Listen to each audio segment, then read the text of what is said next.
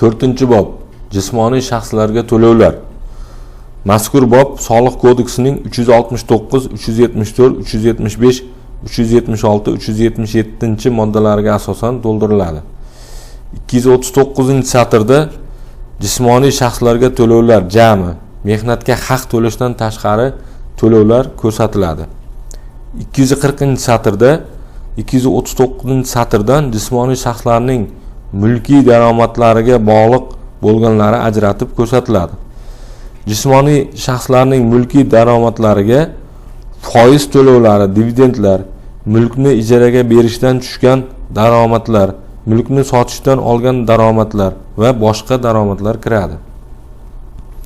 241-satrda 240-satrdan dividendlar ko'rsatiladi.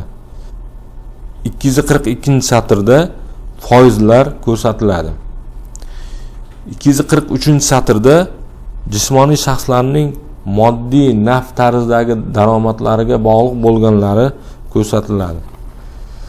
Bularga xodimlarning bolalarini maktabgacha tashkilotlarda o'qitish, tarbiyalash haqini to'lash, jismoniy shaxslarga berilgan uy-joyning kommunal xizmatlar haqini to'lash, sanatoriy kurortlarda davolanish yo'llanmalari va shu kabi to'lovlar kiradi.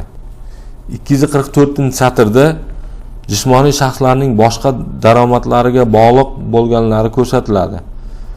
Jismoniy shaxslarning boshqa daromadlariga pensiya va nafaqalar, moddiy yordam, yutuqlar va boshqalar kiradi.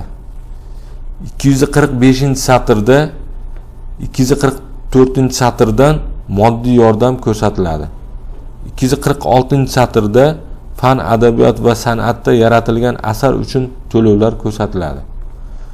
Jismoniy shaxslarning daromadlari sifatida qaralmaydigan xarajatlardan 247-satrda kompensatsiya to'lovlari ko'rsatiladi.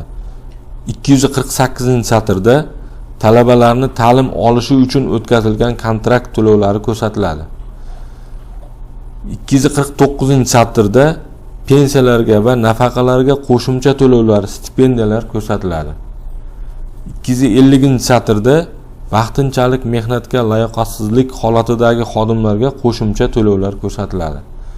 Ma'lumotlar kiritilgandan so'ng saqlash tugmasini bosib, navbatdagi bobga o'tiladi.